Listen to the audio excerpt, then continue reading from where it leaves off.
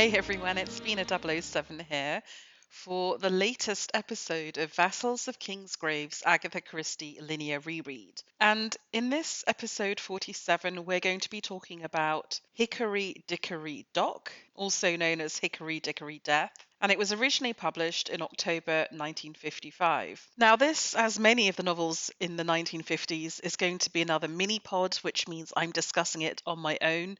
It doesn't get a full episode because it's not particularly good.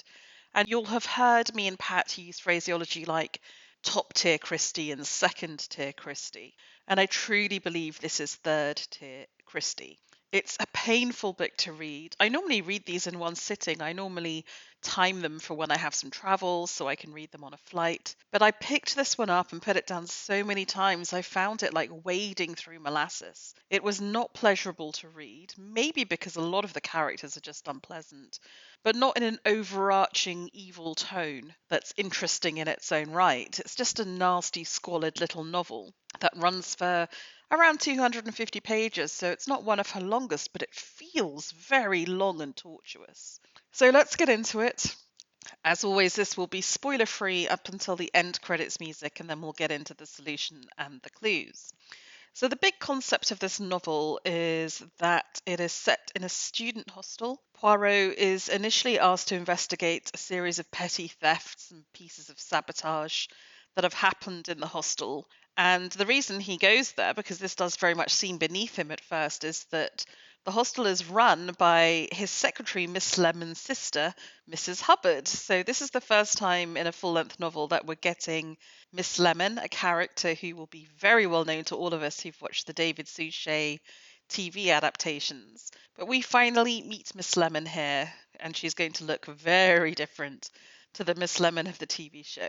Here is the list of what has been stolen.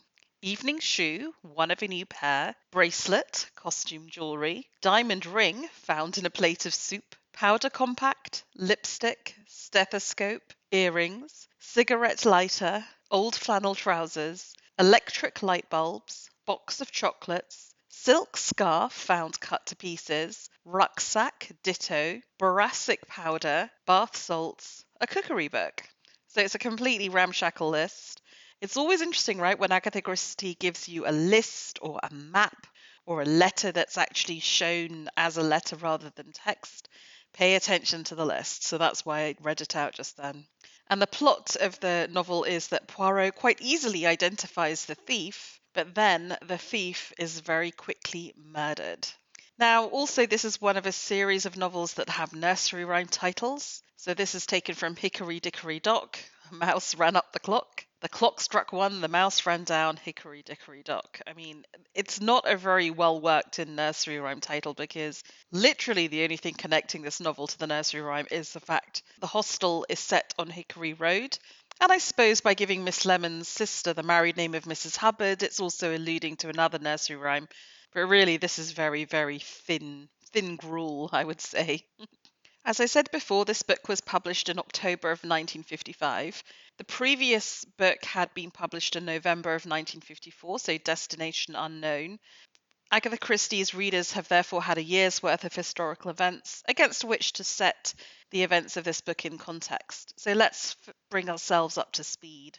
December 1954, the US Senate votes 67-22 to condemn Joseph McCarthy for conduct that brings the Senate into dishonor and disrepute.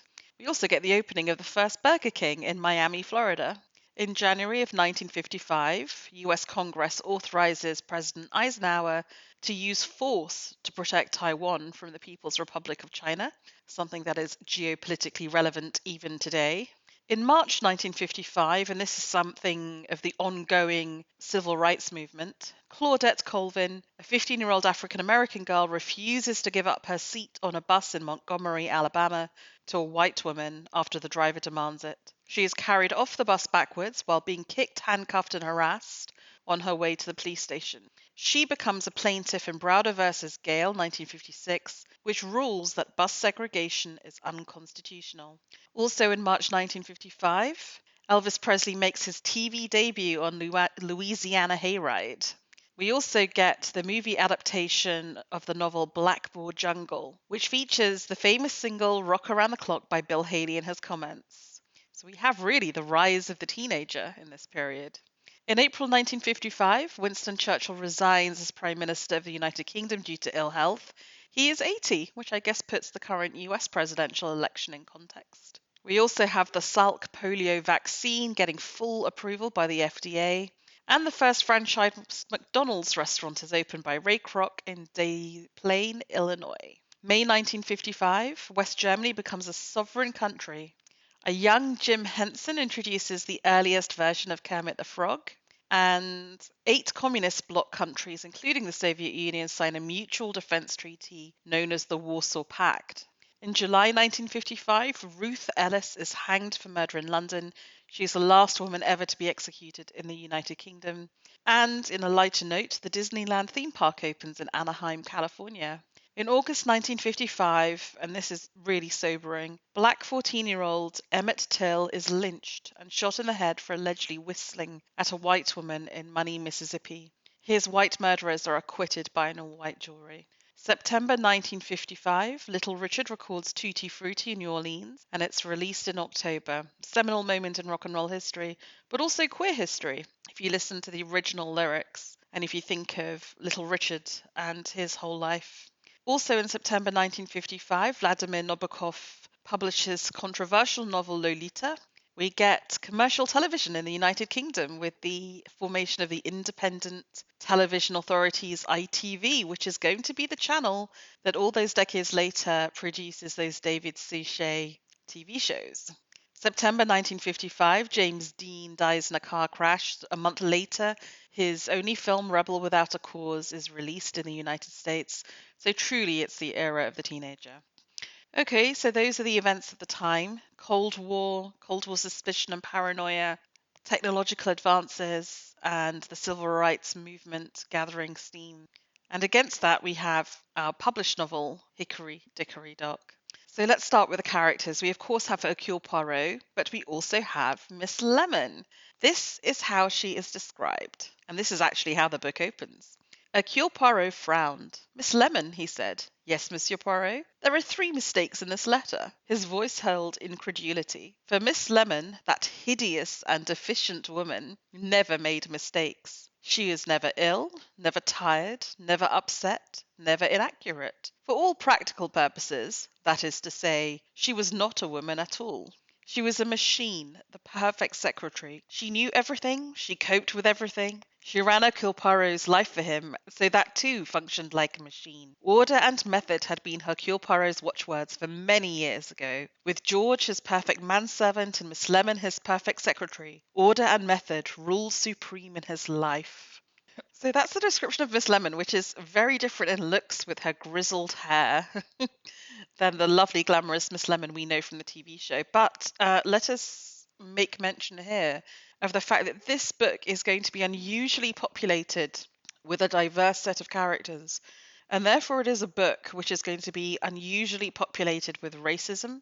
And rather than have a progressive or regressive section kind of towards the end of this podcast, which is what I normally do, I'm just going to tackle it as we go through character by character because it's so commonplace. So even Miss Lemon is a racist. This is her describing her sister, Mrs. Hubbard, and the hostel that she runs. She's always been fond of young people and good with them, and having lived in the East so long, she understands racial differences and people's susceptibilities. Because these students at the hospital are of all nationalities, mostly English, but some of them actually black, I believe. Half the nurses in our hospital seem to be black nowadays, said Miss Lemon doubtfully, and I understand much pleasanter and more attentive than the English ones. End quote. Now, I'm not saying that this represents Agatha Christie's own attitudes towards black people and black nurses, and the rising tide or the rising visibility of people in the UK at this point. But it is interesting that, what would this have been, 7 years after HMS Windrush, 7 years after we saw a call go out to the West Indies, to the colonies to come for jobs to England post-war because we really needed labour. You saw an influx of people coming for work, skilled people and unskilled people, doing much needed work, and you're starting to see in the popular literature of the day people being confronted by this and maybe feeling a little bit uneasy with it. So it is fascinating to me to see such a one as Miss Lemon expressing, I mean, the way Agatha Christie writes, some of them are even black. Black is in italics. It's really disconcerting. So let's now move to Hickory Road. And the way this is set up is that Mrs. Nicoletis, who owns the house, it's actually two houses that are joined together on the ground floor to make a big common dining room and common area.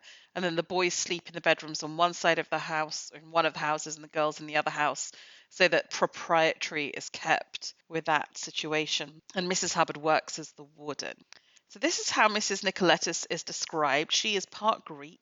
We're going to discover that she's a secret alcoholic, and that she also prefers rich American tenants to coloured people, capital C, capital P. This is a quotation. And if it is these coloured students, these Indians, these negresses, they can all go, you understand. The colour bar, it means everything to these Americans, and for me it is the Americans that matter.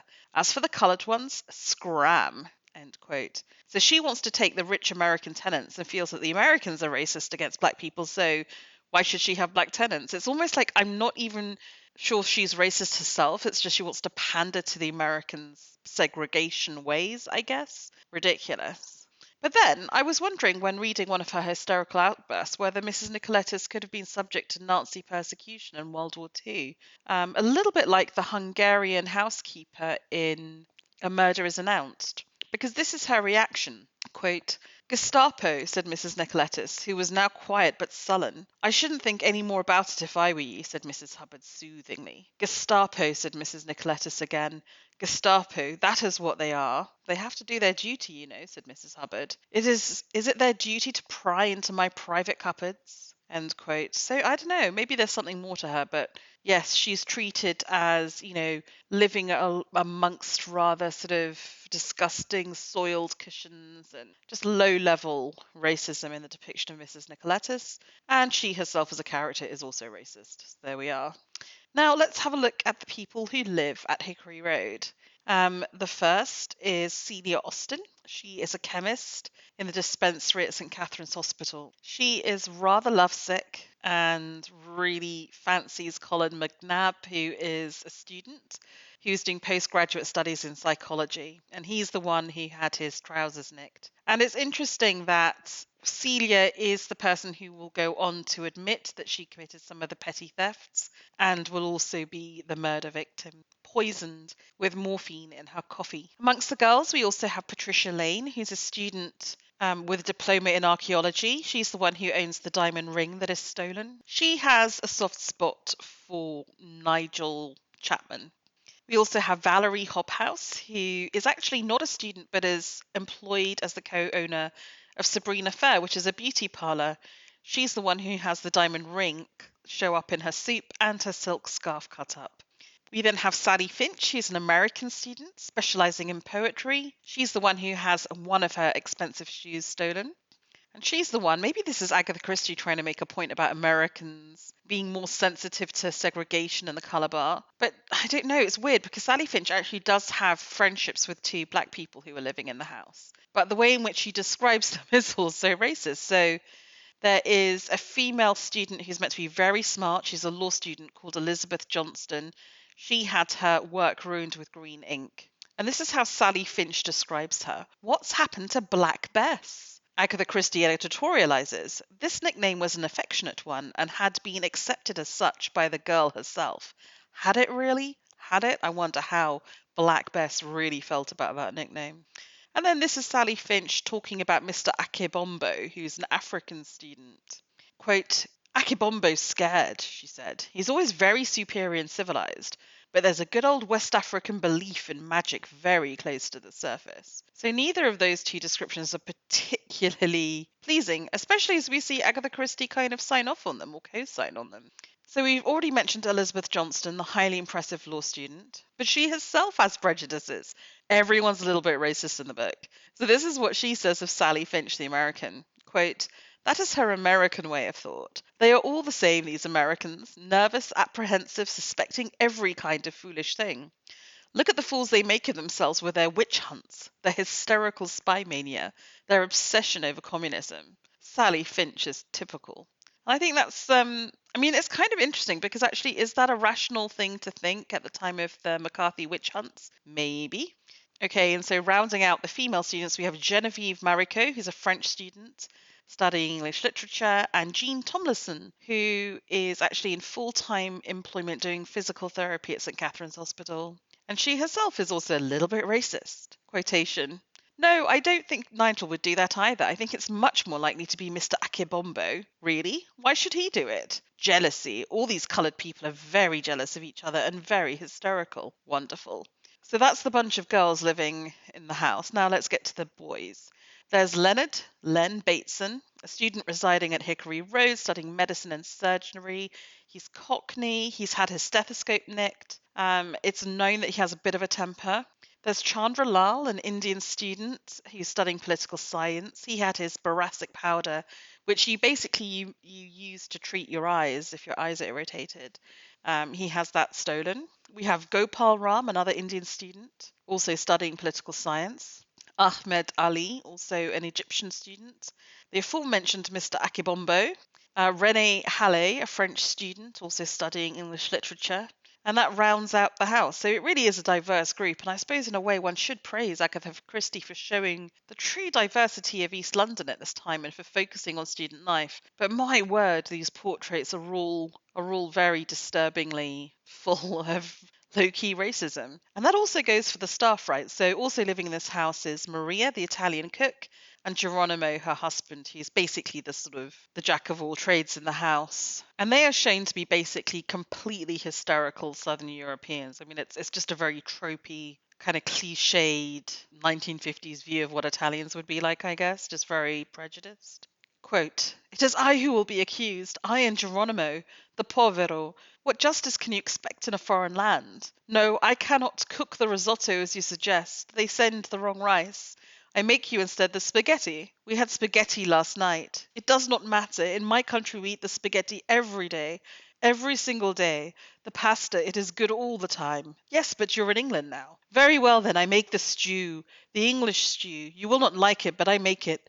Pale, pale, with the onions boiled in much water instead of cooked in the oil, and pale meat on cracked bones." Now that's quite an interesting paragraph, right? Because maybe this is Agatha Christie, who has travelled the world at this point, commenting on why on earth would you have bad English food when you can have pasta.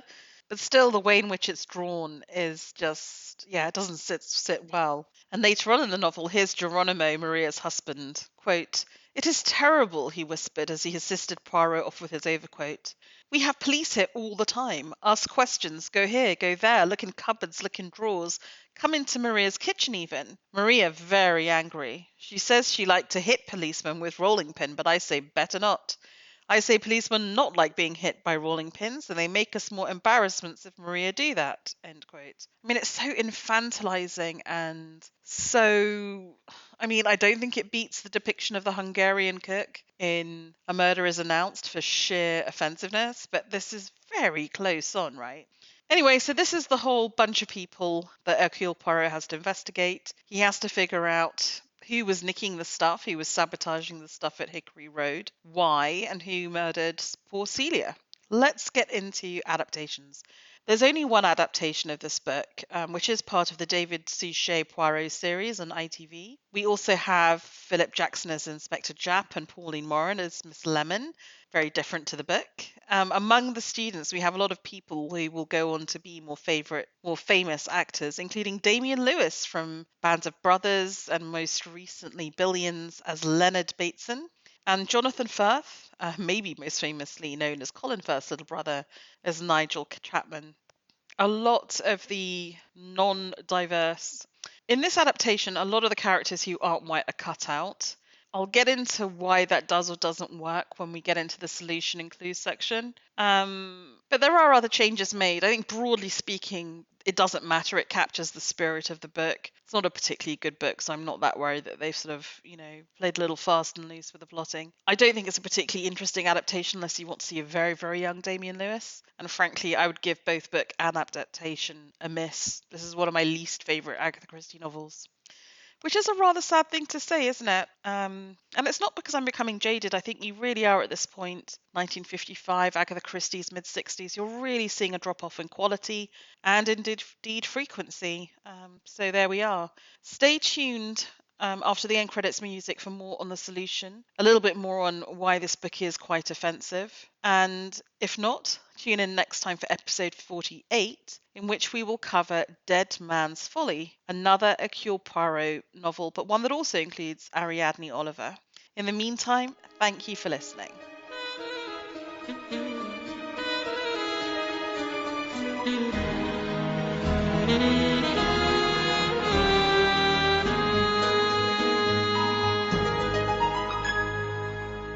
Okay, so let's get into the solution here. The first thing to say is that basically none of the characters of colour really matter in terms of being really serious suspects or being taken seriously, given proper fleshed out characters, being made to be part of the plot. Maybe Mr. Akibombo has more of a role, but there's a kind of low-level racism in populating a book with this many characters of color and then only focusing all of the action on the white characters. And that's why in a television adaptation they can cut them all out, and it kind of solves the problem of racism while also being racist, right? It's just saying, well, let's just not bother making this better. So that didn't sit particularly well with me. But there's a lot going on in this book, so let's try and unpick what's happening. So first of all, where to begin? Let's start with Valerie. So Valerie's mum is actually Mrs. Nicoletis. And because Valerie works in this very high-end beauty salon, she's able to travel to and forth from France. She has multiple passports and different names and different passport photos with different hairstyles. And she is doing all this because she's running a low-level, small-scale smuggling business of drugs and precious jewels. Mrs. Nicoletis knows about it, and Mrs. Nicoletis's chain of student hostels provides useful fodder for Valerie, and that's why Mrs. Nicoletis has taken to drink and eventually has to be bumped off to keep her quiet. Valerie's partner in crime is Nigel Chapman, and the ruse that they come up with is that they have all the students in the house go to a preferred outfitter of rucksacks down the road. He sells a very good model, but it's much cheaper than the main shops. Of course, everyone buys from him. And they've created effectively false bottoms in the rucksack. And these students don't even know they're doing the smuggling. It's all about sort of swapping out rucksacks and getting the jewels and the heroin, which in pure form is very valuable at low weight. So I'm guessing the people carrying the rucksacks don't realize it. So that's the kind of the means of doing the smuggling. Now, what sets all the events of the novel in motion, is that the police are investigating a totally different crime in a totally different town, but they're checking up on all the youth hostels in London. They knock on the door at Hickory Road, and suddenly Nigel and Valerie are in a panic, and Nigel rips up the rucksack that's in another student's room that's only just come back from abroad and throws it behind the boiler so that the police can't get to it. And actually, the police didn't know anything about the smuggling anyway, so it was complete nonsense. But unfortunately, one of the girls saw him do this while he was doing it. So the rucksack, that's why it's sabotaged. And it's also why the light bulbs were gone from the hallway, because he wanted to obscure the hallway. Now, the list that we were given at the start it's not that it's a red herring, because everything on the list is important, but we later have Poirot reorder the list in the order of when things happened. And you realise the rucksack and the light bulb were the first things to go, and therefore they're of the most importance. And so what happens next? We have to somehow hide the things that actually were sabotaged or went in amongst lots of other things. A bit like in other Agatha Christie books, you have a murder that's intentional hidden amongst other murders that aren't. So what happens is Valerie says to Celia, you know how you're really, really in love with Colin? And he's just obsessed with psychology. Why don't you start nicking small scale things like a powder compact and a lipstick, and then confess, and then he'll be really interested in you, because then you'll become a case. And it works, actually. It does work. The whole ruse works. The problem is Celia confesses to Poirot about the things she actually stole, but doesn't confess to the stuff that she didn't do, which again sort of forces Poirot's attention onto the rucksack, onto the light bulbs, onto the green ink that was tipped over Black Bess's work. So again, it serves to highlight. But Celia needs to be taken care of because she knows about Nigel and she's saying to Nigel, why don't you confess to ripping up the rucksack? Even though she doesn't know why and is quite innocent in her ways. So she is gotten rid of with morphine. Mrs. Nicoletis has got rid of again because she's unsafe, so she's gotten rid of. And finally, Patricia is gotten rid of because she has figured out a little of what's going on as well because she realized, oh, this is a whole nother side plot. This is why this book is so stupid. That the boys had a bet that you couldn't find 3 poisons to murder someone. And Nigel Chapman had said, "Oh, I bet I can. Bet I can find 3 different poisons within 24 hours," which he then does, partly by impersonating a young doctor to get some from the hospital dispensary, partly by stalking a country doctor and nicking something out of his medicine bag. So that should put you on alert with Nigel Chapman that he's a very, very dangerous person indeed. And you kind of feel for Valerie Hobhouse because she at some point becomes implicated in the murders, messing up the timeline around Pat by making a fake phone call. And she's basically a smuggler who's drawn into being an accessory to murder against her will, basically. Okay, and so all of that's gone on, and we still haven't got to the real kind of solution, which is that Nigel Chapman, when people tell you who they are, in the words of Maya Angelou, believe them.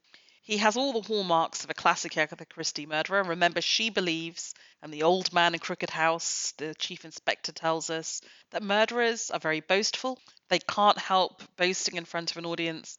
They can't help telling you what they're up to, and they're show-offs, right? They want to draw attention to themselves. So everything we've seen of Nigel Chapman in the book tells us this. He's the one who pulled off this outlandish scheme to get 3 poisons. He kept them in his drawer. He had access to them.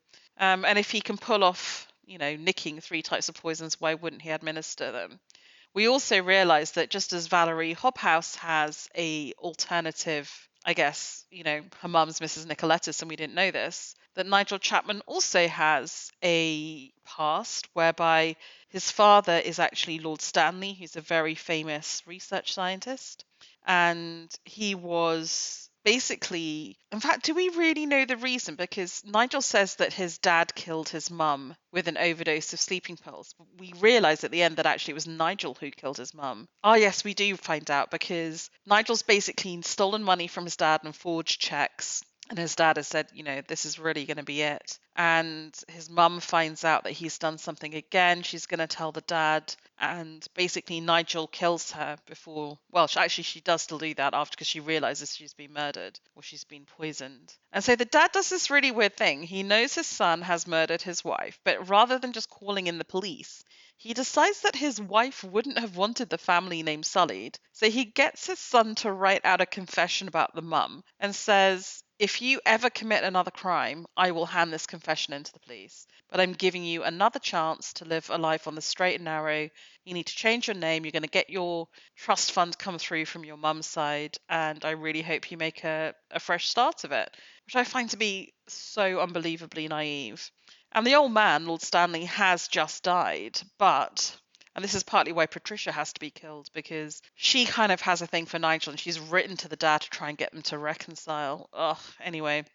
So the dad has left instructions with his lawyer, known as Endicott, that, after his death, he needs to check up on Nigel. And if Nigel's done anything, to give the cops the letter, the confession, which he does. He gives it to Poirot. And even here, this is how annoying this book is. It's just so unbelievably sloppy that the lawyer, Endicott, is meant to be the lawyer from the Abernathy case from After the Funeral. But in this novel, they spell Abernathy wrong. So in After the Funeral, it's IE, and here it's with a Y. And also, the lawyer's not called Endicott. I think he's called Entwistle in After the Funeral. So, didn't a series editor pick that up?